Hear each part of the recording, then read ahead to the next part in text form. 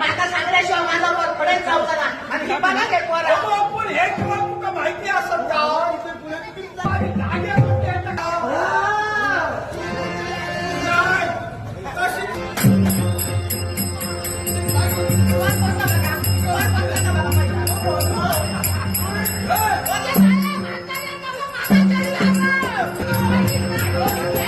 Thank you.